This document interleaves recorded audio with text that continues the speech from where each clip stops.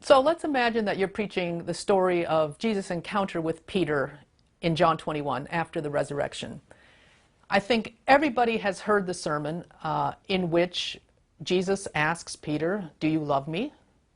And Peter says, "Well, you know I love you." And Jesus says, "Do you love me?" And Peter says, "You know I love you." And the third time, "Do you love me?" And Peter says, "You know I love you." And in English, you wonder what's going on. And so the preacher, because they've had Greek or they've got a commentary, says, aha, what is really going on here is that the first two times Jesus asks Peter, "Do you love me?" and he uses the word agape. And agape represents divine love. And so Peter says, Jesus says, "Peter, can you get to that level of self-giving divine love?" Alas, Peter can't. And he always answers, "Jesus, you know that I love you," and the Greek word is phileo. And so that's brotherly love, Philadelphia, a city of brotherly love. And Peter can't quite get to the divine love, but he can get a fraternal love.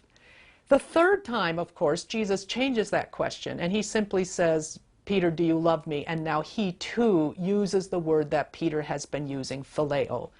And so we see that although Jesus can't get from Peter what he wants, he can't get that kind of love he wants, he can get this sort of apparently second best love, second rate love, and so that is preached. Now, I could make a good sermon out of that. For example, I've heard it preached this way: Jesus just comes down to Peter's level and meets him where he is. That's a great point, but it falters on the evidence of the Gospel of John. If you get out a concordance and look up John's use of these two words, agape and phileo, you will see there's basically no difference or no distinction that is discernible. So that the Father loves the Son with both kinds of love. The disciple whom Jesus loved, in that phrase, both words are used.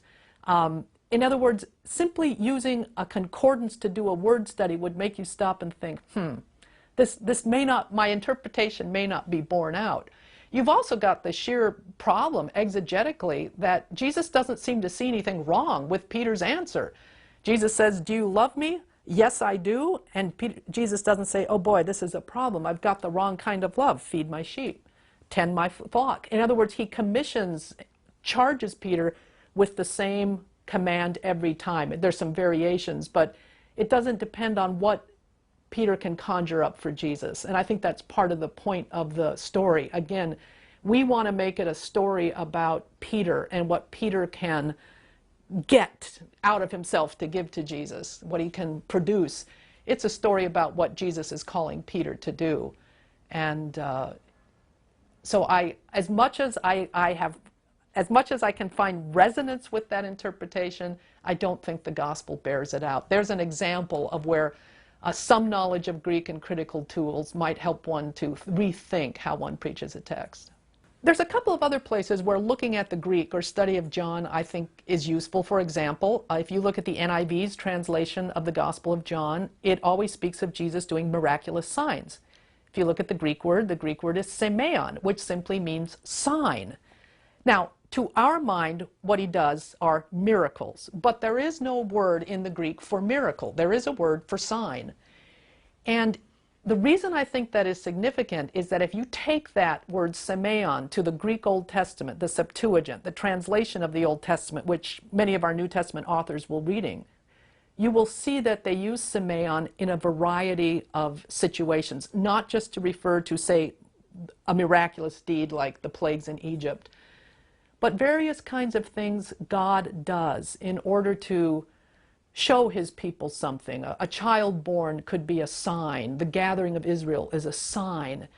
And that would alert us, using both a lexicon and a concordance and reading the Old Testament, maybe while these things are miracles, what is important about them is their sign quality, the way they point us beyond themselves. Again, you might see that in the English, but you would have to confront it when you compare the Greek and the English translations at that point. Another place where I think a little knowledge of historical background of the New Testament is interesting is when you look at oft-quoted that Jesus had to go through Samaria on his way from Galilee to Jerusalem, or vice versa. Well, anybody looking at a map can see you don't have to go through Samaria. So immediately we get some interesting questions about, is there a theological significance to this term? Well, you can look at Josephus' account of pilgrims making their way from Galilee to Jerusalem, or other ancient stories. Curiously, Josephus will write, and they had to go through Samaria. Maybe there's actually nothing to it. It's simply the route Jesus took. On the other hand, something significant happens there. It's simply a matter of not getting a good idea out of the wrong reasons.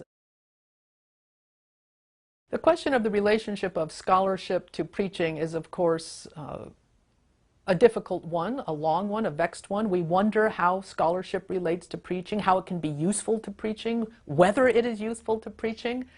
Many commentaries read something like encyclopedias, to be frank, and sometimes when I pick them up, I wonder what the preacher can find in them that's useful.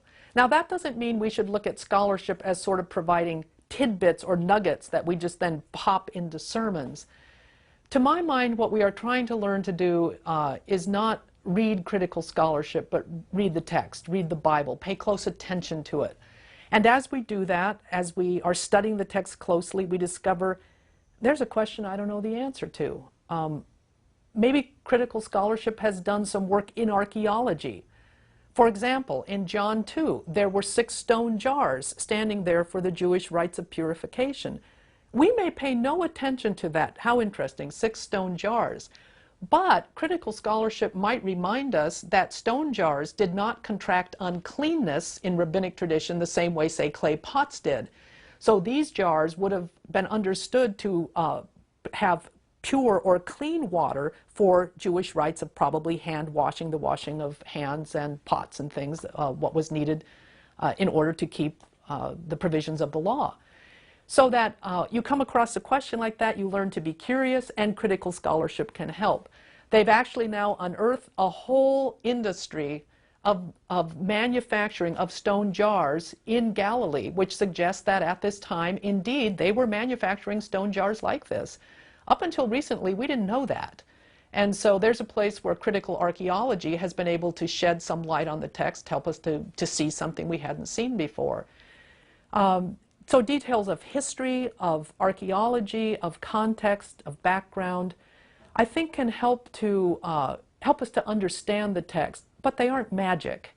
There's nothing magic about critical scholarship or knowing Greek or the form of a Greek participle that somehow is a key to unlocking the secrets of the text. I still think that the formation of the preacher themselves, of preachers, the kinds of persons they are, the kinds of persons we become, the kinds of sensibilities we cultivate both to the world around us, to our parishioners, to the text, are as important as knowing some commentary or encyclopedia that can give us information about that text, as wonderful as that knowledge can be.